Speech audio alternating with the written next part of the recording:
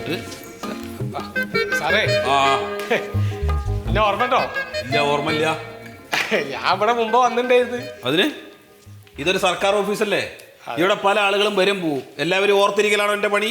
അല്ല ഒന്നല്ല. അല്ലല്ലോ. അല്ലല്ല. ആ അവിടെ ഇരിക്കി. എന്റെ പേര് കോയാന്നാണ്. ആ ഞാൻ ദുബൈയിലെ വർക്ക് ചെയ്യണേ. എന്താ എന്റെ പ്രശ്നം അത് പറ, എനിക്കിവിടെ ഒരുപാട് ജോലി തിരക്കുണ്ട്. എന്റെ പേര് കോയാന്നാണ്, ദുബൈയിലെ വർക്ക് ചെയ്യണത്. ആയിക്കോട്ടെ. അതിന് ഞാൻ ശരിക്കും പറഞ്ഞ സാറേ എൻ്റെ വീട് ഗുരുവായൂരാണ്. ആ അപ്പൊ പള്ളിപ്പുറം ബീച്ചിന്റെ അടുത്ത് ഞാൻ കുറച്ച് സ്ഥലം വാങ്ങിയിട്ടുണ്ടായിരുന്നു. അത് എനിക്ക് അറിയണ സ്ഥലമാണല്ലോ. അവിടെ എവിടെ? അങ്ങനെ ചോദിച്ചിട്ടുണ്ടെങ്കിൽ കൃത്യമായിട്ടൊരു ലാൻഡ് മാർക്ക് ഒന്നും പറയാൻ പറ്റില്ല. ഈ കടപ്പുറം അല്ലേ സാറേ, എല്ലാം ഒരേമാതിരിക്കന്നല്ലേ കിടക്കുന്നത്. അതിപ്പോ എത്ര സെന്റ് വരും? അതൊരു 10-12 സെന്റ് സ്ഥലം വരും. പിന്നെന്താ വെച്ചാലേ വലിയ വിലയൊന്നും പ്രതീക്ഷിക്കാൻ വയ്യ കേട്ടോ. കിട്ടിയത് കിട്ടും, അങ്ങനെ പറയാൻ പറ്റും. എന്തായാലും പറ്റിയ പാർട്ടി ഞാൻ മുട്ടിച്ചു തരാം. എന്ത്? അല്ല അത് കൊടുക്കാനല്ല, അത് കൊടുക്കാൻ വേണ്ടിട്ടല്ല. പിന്നെ എന്തിനാ താൻ എന്നെ കാണാൻ വന്നത്? ഇത് പഞ്ചായത്ത് ഓഫീസല്ലേ? അതെ, പഞ്ചായത്ത് ഓഫീസാണ്. ഞാൻ എന്റെ ആ സ്ഥലത്ത് ഞാൻ ഇപ്പൊ ഒരു വില്ല പണിയുണ്ടേ. അപ്പൊ ആ സ്ഥലം വിൽക്കാനല്ല? വിൽക്കാനല്ല. അവിടെ നിങ്ങൾ വില്ല പണി തുടങ്ങുകയും ചെയ്തു? അത് തുടങ്ങല്ല, കഴിയാറായി. ഓ, കഴിയാറായി. അതാണ് സാറേ ഞാൻ പറഞ്ഞു, ഞാൻ ഇവിടെ മുമ്പ് വന്നിട്ടുന്നേ. അപ്പൊ അന്ന് കുറച്ച് പ്രശ്നങ്ങളൊക്കെ ഉണ്ടായിരുന്നു ഇവിടെ. എന്ത് പ്രശ്നം? ഈ തീരദേശ പ്രശ്നത്തിന്റെ ആ ഒരു സംരക്ഷണത്തിന്റെ ഭാഗമായിട്ട് ഈ ബിൽഡിംഗ് ഒന്നും പണിയാൻ പറ്റൂല, അങ്ങനെയൊക്കെ ഒരു പ്രശ്നങ്ങളൊക്കെ ഉണ്ടായിരുന്നു. അവസാനം ഇതൊക്കെ കൂടിയിട്ട് എന്റെ ലീവ് കഴിയാറായപ്പോഴാണ് ഇതൊക്കെ ശരിയാക്കി തന്നത് ഇവിടുന്ന്. ശരിയായി. ഇപ്പൊ നിങ്ങൾ ഓർമ്മ തോന്നുന്നു. അതാ ഞാൻ പറഞ്ഞത്. അന്ന് വന്നപ്പോ നിങ്ങൾക്ക് ഇത്രയും വിനയം ഉണ്ടായിരുന്നില്ലല്ലോ. ഇല്ല സാറേ, ഞാൻ ഇത് ജന്മനുള്ള വിനയാണ്. നല്ല വിനയം ഉണ്ടായിരുന്നു. ഇല്ലില്ല, സാറിന് ചിലപ്പോ ആള് മാറിയതായിരിക്കും. ഇല്ലില്ല, എനിക്ക് അങ്ങനെ ആള് മാറിയൊന്നുമില്ല. ഞാൻ അങ്ങനെ പെട്ടെന്ന് ആളെ മറക്കൊന്നുമില്ല. പ്രത്യേകിച്ച് ഈ ഓഫീസിൽ വന്ന് ധാർഷ്ട്യം കാണിക്കുന്ന ആളുകളെ ഞാൻ അങ്ങനെ മറക്കില്ല. അപ്പൊ സാറല്ലേ പറഞ്ഞു ഇന്നെ ഓർമ്മയില്ലാന്ന്? കണ്ടോ, ഇതാ ഞാൻ പറഞ്ഞത്. ഇപ്പൊ കണ്ടില്ലേ, ഒരു തരം ചോദ്യം ചെയ്യല്, തർക്കുത്തരം. മിസ്റ്റർ കോയ, നിങ്ങൾ ഒരു കാര്യം മനസ്സിലാക്കണം. ഇത് നിങ്ങളുടെ ദുബായ് അല്ല. എന്റെ ദുബായ് അല്ല, ദുബായ് അല്ല ഇത് കേരളത്തിലെ ഒരു പഞ്ചായത്ത് ഓഫീസാണ്. ഇവിടെയുള്ള ആളുകളോട് എങ്ങനെ പെരുമാറണമെന്ന് പഠിച്ചു കഴിഞ്ഞതിന് ശേഷമേ നിങ്ങൾ ആ പടിയും കൊണ്ട് ചവിട്ടി വരാൻ പാടുള്ളൂ. അല്ല, ഇനി ഞാൻ ഒന്നും പറഞ്ഞില്ലല്ലോ. ഞാൻ ഒന്നും പറയില്ല. ഞാൻ പ്രാവശ്യം ഒന്നും പറയില്ല വെച്ചിട്ട് തന്നെയാണ്. നിങ്ങൾ കൂടുതലൊന്നും പറയണ്ട, വന്ന കാര്യം പറഞ്ഞിട്ട് പോയാൽ മതി.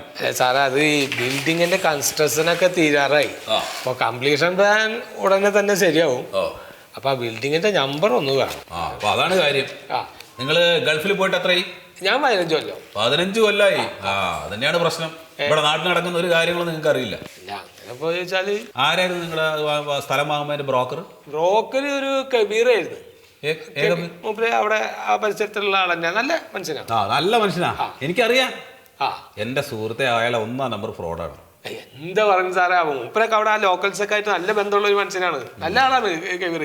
തന്നെല്ലേക്ക് നല്ല വില വരുന്ന സ്ഥലമാണ്. എനിക്ക് സെന്റിന് ഒരു 6 ലക്ഷം ഉറുപ്പ്യ വെച്ചിട്ട് എനിക്ക് 12 സെന്റോളം മേടിച്ചു തന്നു. എന്നാ കോയ, ഞാനൊരു കാര്യം പറയട്ടെ. നിങ്ങളൊരു 1-ാം നമ്പർ പൊട്ടണ നിങ്ങള്. അതായത് 1 കൊല്ലം മുമ്പല്ലേ നിങ്ങൾ സ്ഥലം വാങ്ങിയത്? അതെ. അന്ന് അവിടെ 4.5 ലക്ഷം രൂപയെ വിലയുള്ളൂ. അതാണ് നിങ്ങൾ 6 ലക്ഷം രൂപയ്ക്ക് വാങ്ങിയത്. 1.5 ലക്ഷം കൂടുതൽ കബീറിന് കൊടുത്തു. അതായത് നഷ്ടം 18 ലക്ഷം രൂപ അല്ലേ? ചോദിച്ചോ.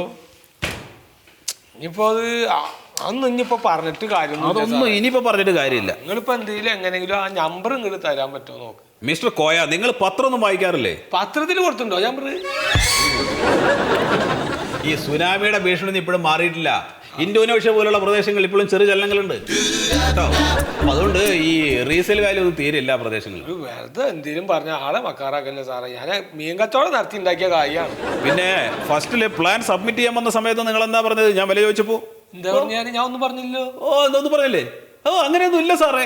റെഡി ക്യാഷ് കൊടുത്തപ്പോ ചുളു വിലക്ക് സ്ഥലം ഇങ്ങ് പോകുന്നു. അങ്ങനെ പറഞ്ഞാല് പിന്നെ അങ്ങനെ പറഞ്ഞില്ലേ? എന്തോ ഓർമ്മ നിങ്ങക്ക്. പോയാ പൈസ ഉണ്ടായതുകൊണ്ട് ഒരു കാര്യമില്ല. ഒരു കാര്യമില്ല അല്ലേ? ബുദ്ധി വേണം, അതില്ല നിങ്ങൾക്ക്. ഈ ഭാര്യ വീട്ടുകാരും തന്നെ പറഞ്ഞു. എന്തെല്ലാരും ഇങ്ങനെ തന്നെ പറഞ്ഞു. അല്ല സാറേ, ഞാൻ വന്ന കാര്യം നമ്പർ വേണം അല്ലേ? അതെ. അതിനൊന്നും സമയമായിട്ടില്ല. കംപ്ലീഷൻ പ്ലാൻ ഒക്കെ വരട്ടെ.